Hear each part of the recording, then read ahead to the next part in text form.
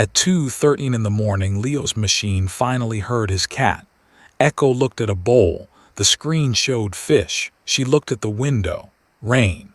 Then Echo turned toward the photograph on Leo's desk. The collar changed from blue to gold. One new word appeared, Mom. Leo stopped breathing. His mother had been gone for 3 years. Leo was 14, and building things was how he kept hard questions quiet. After his mother, Maya, died, his father packed away her tools. Leo saved a broken headset, 2 cameras, and a box of sensors. For 6 months, he taught an AI to compare Echo's eyes, ears, tail, purrs, and surface nerve signals with the world around her. He called the device EchoBand. At first, the results were funny. Fish. Window, too loud. The words matched what Echo wanted, noticed, or disliked. The system never read sentences. It found patterns and chose the nearest simple word. Leo celebrated every correct answer. Then Echo saw Maya's photograph and the collar turned gold. Mom appeared again. Leo reset the program. Echo looked at the same picture. Mom returned. This time more words followed. Blue, bench, rain. Leo searched every file in the program, but those words were not training examples. Echo touched the old photograph with her paw. In it, Maya sat beside a blue railway bench on a rainy afternoon with a younger Echo beside her. Leo's father, Daniel, saw the screen. He looked afraid, not surprised. Daniel said Maya hid something for Leo before she became ill, a gift for his 13th birthday. She had left Daniel one clue, but grief had broken the memory into useless pieces: a station, rain, and something blue.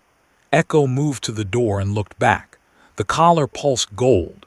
Daniel took an umbrella. For the first time in 3 years, father and son followed the same question.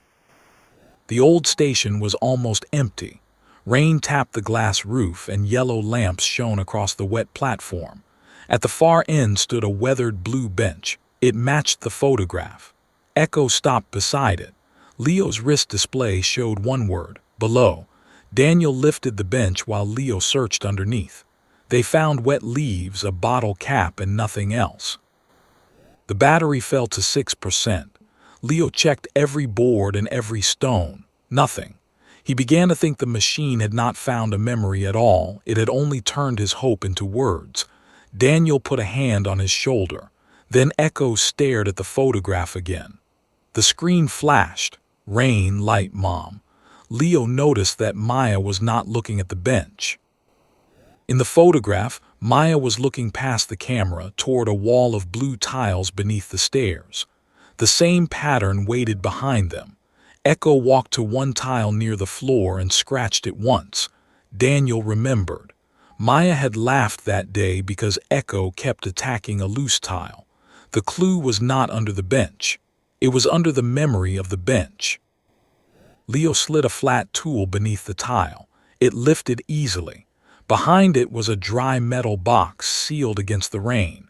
Inside lay Maya's notebook, an old voice recorder, and an envelope for Leo.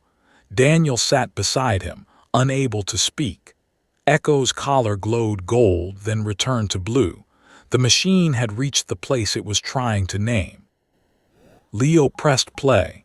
Maya's voice filled the empty platform. She said, "If you ever build something impossible, use it to understand, not to control. And when words fail, stay curious." The message had been recorded for his 13th birthday. Maya had never seen EchoBand. She had simply known the kind of person her son might become. Back home, Leo studied the data again. The machine had not translated a secret cat language. It had joined Echo's gaze, movements, sounds, body signals, places, and feelings. Then the AI had compressed those associations into the closest words it knew. Mom was not a sentence. It was the strongest bridge between a face, a place, a rainy day, and the person Echo still missed. Leo asked one final question. "Do you miss her?" For several seconds the display stayed empty. Then 2 words appeared: every day. Leo removed the collar and held Echo close. Daniel played Maya's message again as morning entered the room. Leo had built a machine to give his cat a voice. Instead, it gave a memory a way home.